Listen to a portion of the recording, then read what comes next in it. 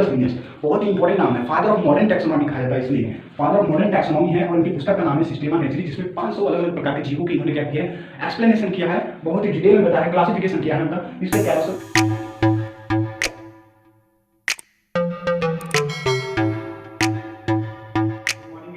मेरा नाम है राहुल और आप हमें देख रहे हैं एग्जाम यूट्यूब चैनल पे। तो सेकंड चैप्टर था हमारा बायोलॉजिकल किंगडम जिसे कहते हैं हम लोग, ठीक, classification of organism and virus के बारे में हम लोग पढ़ने वाले थे। सो आज का टॉपिक जो है, पिछली क्लास की कुछ टॉपिक को मैं यहाँ पे उठाया हूँ जिनसे बहुत ही इंपॉर्टेंट क्वेश्चन बन सकते हैं आपके एग्जाम में। सो इस वीडियो को स्टार्ट करने से पहले मैं आपसे रिक्वेस्ट करूँगा कि आप इसे लाइक करिएगा और कमेंट करिएगा इस वीडियो में कोई भी डाउट होगा तो, और चैनल पर नए हैं तो आप इसे सब्सक्राइब करके बेल आइकन को प्रेस कर लीजिएगा। चलिए हम लोग स्टार्ट करते हैं। देखिए मैं आज आपको पढ़ाने वाला हूँ, फिर से मैं लेकर चलता हूँ आपको। देखिए लिविंग ऑर्गेनिज्म होते क्या है, ये चीज़ मैंने आपको पहली क्लासेस में बताई थी। अगर आपने उस क्लासेस को नहीं देखा है तो अभी जाइए री एग्जाम यूट्यूब चैनल पे और वहाँ से मेरे चैनल का लोगो मिल जाएगा, वहाँ से अंदर की तरफ जाएंगे तो आपको प्ले लिस्ट मिल जाएगी, लॉकडाउन क्लासेस की प्ले लिस्ट में आपको सारी वीडियोज़ मिल जाएंगी। तो वहाँ से बाकायदे सारी वीडियोज़ को देख लीजिए, एक एक करके सारी वीडियोज़ को देखने के बाद ही आपको समझ में आएगा, ठीक है। इसके बाद देखिए मैं आपको समझाना चाहता हूँ यहाँ पे लिविंग ऑर्गेनिज्म का मतलब क्या, जितने भी जीवित जीवों के बारे में बात करते हैं। देखिए एक वैज्ञानिक का नाम मैं बताना चाहता हूँ, जीव वैज्ञानिक का नाम, जिनका नाम है एरिस्टोटिल बहुत ही इंपॉर्टेंट नाम है, इनसे कई क्वेश्चन बन सकता है आपके एग्जाम में। तो एरिस्टोटिल के नाम को आप लोग जो है अच्छे से याद कर लीजिएगा। एरिस्टोटिल, चूंकि एरिस्टोटिल को ही फादर ऑफ साइंस कहा जाता है, फादर ऑफ बायोलॉजी कहा जाता है, फादर ऑफ जूलॉजी कहा जाता है। ये तीन इंपॉर्टेंट क्वेश्चन इससे यहाँ से बनते हैं। और एरिस्टोटिल ने ही सबसे पहले दो ग्रुप्स बनाए थे, दो ग्रुप्स में, यानी कि एनिमल्स को अलग ग्रुप में डिवाइड किया और प्लांट्स को अलग ग्रुप में डिवाइड किया। इसके बाद देखिए एरिस्टोटिल ने किया क्या कि जितने भी एनिमल्स है उन्हें दो कैटेगरी में डिवाइड किया। पहली कैटेगरी का नाम है एनीमा और दूसरी कैटेगरी का नाम है इनेमा। एनीमा और इनेमा ये दो तरह की कैटेगरीज हैं। एक कैटेगरी ऐसी होती है एनीमा, जिसमें कि क्या होता है कि जितने भी रुधिर होता है, हमारा ब्लड जो है रेड कलर का होता है, तो वो रेड कलर नहीं होता उसके अंदर, इसलिए उसे एनीमा कहा गया, जिसमें रेड कलर नहीं होता है, ब्लड का रेड कलर नहीं होता है तो उसे एनीमा कहा गया। और जबकि इनेमा में क्या होता है, रेड ब्लड होता है, यानी कि हैविंग आरबीसी। तो एनीमा में क्या होता है, रेड ब्लड होता है, और रेड ब्लड की वजह से इन जीवों को जो है एनीमा कहा गया। जितने भी आपके स्तनधारी हैं, मैमल्स हैं, लाइक ह्यूमन हो गए, एनिमल्स हो गए, इनमें क्या होता है, रेड ब्लड पाया जाता है। और रेड ब्लड जो है एक तरह का अनोखा ब्लड है, इसलिए इन्हें क्या कहा गया हमने, इन्हें हम इनेमा कहते हैं, ठीक है। देखिए इनेमा में भी दो टाइप्स के जीव होते हैं। एक पहले ऐसे जीव होते हैं जो क्या करते हैं, एग्स का फॉर्मेशन करते हैं, यानी कि अंडे देते हैं, और अंडे देने वाले जीव को हम लोग क्या कहते हैं, ओविपेरस कहते हैं। जबकि जो अंडे न देकर फीटस दे, यानी कि चिल्ड्रंस दे, बच्चे को जन्म दे, तो उन्हें हम लोग विविपेरस कहते हैं। तो विविपेरस को भी आप लोग याद रखिएगा। ये पिछली क्लास में मैंने आपको जो है डिटेल में बता दिया है। सो अगर आपने उस क्लास को नहीं देखा है तो आई बटन पे लिंक है, वहाँ पे जाके आप उसे जरूर देखिएगा। चलिए देखिए मैं आपको फिर से ये सारी चीज़ें मैंने बता दी हैं आपको। देखिए प्लांट्स की भी डिस्कवरी जब की थी उन्होंने, प्लांट्स को जब अलग ग्रुप बनाया था तो प्लांट्स में तीन ग्रुप डिवाइड किए। पहले ग्रुप का नाम है हर्ब्स, दूसरे ग्रुप का नाम है श्रब्स एंड तीसरा ट्रीज, यानी कि पौधे को तीन भागों में डिवाइड किया, शाक, झाड़ी और वृक्ष। हिंदी में मैंने यहाँ पे इसलिए लिख दिया कि क्योंकि ये इंपॉर्टेंट है। तो शाक, झाड़ी और वृक्ष से आप लोग इसे याद रख सकते हैं, यानी कि हर्ब्स, श्रब्स एंड ट्री। एक और इम्पोर्टेंट नाम आपको याद रखना चाहता हूँ कि कैरोलस लिनियस बहुत ही इंपॉर्टेंट नाम है, फादर ऑफ मॉडर्न टैक्सोनॉमी कहा जाता है, इसलिए फादर ऑफ मॉडर्न टैक्सोनॉमी है। और उनकी पुस्तक का नाम है सिस्टेमा नेचुरी, जिसमें 500 अलग अलग प्रकार के जीवों की इन्होंने क्या किया है, एक्सप्लेनेशन किया है, बहुत ही डिटेल में बताया है, क्लासिफिकेशन किया है उनका, इसलिए कैरोलस लिनियस को फादर ऑफ मॉडर्न टैक्सोनॉमी कहा जाता है। तो चलिए हम लोग अब आज की क्लास के बारे में बात करते हैं। देखिए आज की क्लास हम लोग पढ़ने वाले थे सिस्टम्स ऑफ क्लासिफिकेशन के बारे में। सिस्टम्स ऑफ क्लासिफिकेशन का मतलब होता है वर्गीकरण की पद्धतियां। हिंदी में मैं यहाँ पे लिख देना चाहता हूँ वर्गीकरण की पद्धतियां। देखिए वर्गीकरण की पद्धतियां क्या होती है, वर्गीकरण की मुख्यतः तीन पद्धतियां होती है। पहली पद्धति का नाम है नेचुरल सिस्टम ऑफ क्लासिफिकेशन, दूसरी पद्धति का नाम है आर्टिफिशियल सिस्टम ऑफ क्लासिफिकेशन और तीसरी पद्धति का नाम है फाइलोजेनेटिक सिस्टम ऑफ क्लासिफिकेशन। यानी कि ये तीन जो है सिस्टम्स ऑफ क्लासिफिकेशन हैं, जिनके मैंने नाम यहाँ पे दे रखे हैं।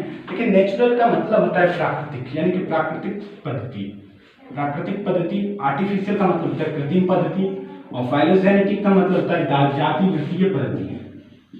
जाति वृत्तीय पद्धति, ठीक है। तो प्राकृतिक पद्धति क्या होता है? प्राकृतिक पद्धति में क्या होता है कि किन्हीं जीवों का आपस में कंपेयर कराया जाता है। कंपेयर का मतलब होता है तुलना, तुलना करना, उनके कैरेक्टर्स की आपस में तुलना करना, यानी कि लक्षणों की तुलनात्मक प्रक्रिया को हम लोग क्या कहते हैं? नेचुरल सिस्टम ऑफ क्लासिफिकेशन कहा जाता है। जिसमें क्या होता है कि जितनी भी नेचुरली, यानी कि जितना भी प्राकृतिक रूप से, जैसे हमारी शरीर बॉडी मिली है, फिजियोलॉजिकल कैरेक्टर, स्वभाव, व्यवहार, या फिर जितनी भी नेचुरल चीजें मिली हैं, जैसे शरीर भी नेचुरल ही मिला है, तो ये नेचुरली जितने भी सिस्टम हैं उनके आधार पे जो भी क्लासिफिकेशन किया जाता है उसे हम लोग कहते हैं नेचुरल सिस्टम ऑफ क्लासिफिकेशन। ये बात आपको समझ लेनी चाहिए। देखिए, नेचुरल सिस्टम ऑफ क्लासिफिकेशन को प्रपोज किया था बेंथम एंड हुकर नामक दो साइंटिस्ट ने, जबकि मैंने यहाँ पे बहुत सारे साइंटिस्टों का नाम लिखा है, सभी का योगदान है। John Ray, B Jussieu and de Candolle, ये भी इंपॉर्टेंट नाम है, आपके एग्जाम में पूछे जा सकते हैं, चाहे वो नीट का एग्जाम हो, यूपी बोर्ड का एग्जाम हो या सीबीएसई बोर्ड का एग्जाम। तो तीनों ही एग्जाम में ये क्वेश्चन पूछे जाते हैं कि जॉन रे किससे पद्धति से संबंधित है, तो आपको उत्तर देना है नेचुरल सिस्टम ऑफ क्लासिफिकेशन, यानी कि प्राकृतिक पद्धति से संबंधित है। ये बात आपको समझ लेनी चाहिए। दोस्तों, मैं आपको फिर से बता देना चाहता हूँ कि सिस्टम ऑफ क्लासिफिकेशन 3 टाइप्स का होता है। नेचुरल सिस्टम ऑफ क्लासिफिकेशन पहला हो गया, दूसरा आर्टिफिशियल सिस्टम ऑफ क्लासिफिकेशन और तीसरा फाइलोजेनेटिक सिस्टम ऑफ क्लासिफिकेशन। ये 3 चीजें आपको मैं फिर से बार बार बता रहा हूँ। ये तीनों ही चीजें एग्जाम में पूछी जाती हैं। इनसे क्वेश्चन पूछते हैं किसको किसने प्रपोज किया, ये क्वेश्चन पूछा जाता है आपके एग्जाम। तो बेंथम एंड हुकर किससे संबंधित है? तो नेचुरल सिस्टम ऑफ क्लासिफिकेशन से ये लोग संबंधित हैं। देखिए, अगर बोलने की स्पीड कम हो रही होगी तो आप स्पीड डाउन करके, मतलब ज्यादा हो रही हो तो स्पीड डाउन करके आप देखिएगा इस क्लासेस को। तो कंपेयर टू कैरेक्टर, कैरेक्टर के आधार पर तुलना की जाती है जिन जीवों की, उन्हें हम लोग कहते हैं नेचुरल सिस्टम ऑफ क्लासिफिकेशन के अंतर्गत उनका वर्गीकरण किया जाता है। जबकि दूसरा सिस्टम बनाया गया आर्टिफिशियल सिस्टम ऑफ क्लासिफिकेशन। देखिए, आर्टिफिशियल का मतलब होता है कि जीवों का एक्सटर्नल कैरेक्टर देखना। एक्सटर्नल का मतलब कि एक या दो जीव ले लिया आपने, उन जीवों का आपने क्या किया कि बाह्य कैरेक्टर देखा। अब देखिए, बाह्य कैरेक्टर में क्या होता है? बाह्य कैरेक्टर में कुछ चीजें आती हैं, जैसे मैं आपको बताना चाहता हूँ लाइफ स्पोन। लाइफ स्पोन का मतलब जानते होंगे आप लोग, जीवन अवधि। जीवन अवधि एक ऐसा माध्यम है जिससे क्या किया जाता है कि कैरेक्टर्स की तुलना की जाती है। यानी कि अगर आप कंपेयर करें, कौवे और तोते में कंपेयर करें, तो आप जानते हैं कि कौवा जो है 15 साल तक ही जीवित रह सकता है, जबकि तोता जो है 140 साल तक जीवित रह सकता है। यानी कि क्रू 15 ईयर्स तक ही उसकी लाइफ स्पॉन होती है, जबकि पैरेट की 140 ईयर्स लाइफ स्पॉन होती है।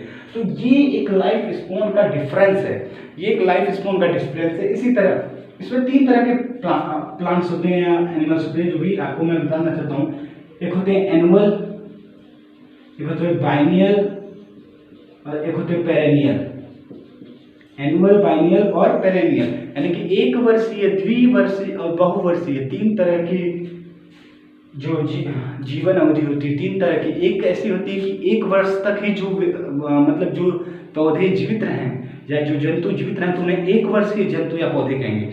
जबकि जो 2 वर्ष तक, तो द्विवर्षीय यानी कि बाइनियल कहा जाएगा। प्लांट्स में की बात कर रहे हैं हम लोग यहाँ पे, तो बाइनियल प्लांट्स। जबकि बहुत दिनों, बहुत वर्षों तक, कई वर्षों तक जो प्लांट्स जीवित रहे उन्हें हम लोग पेरेनियल प्लांट्स कहते हैं।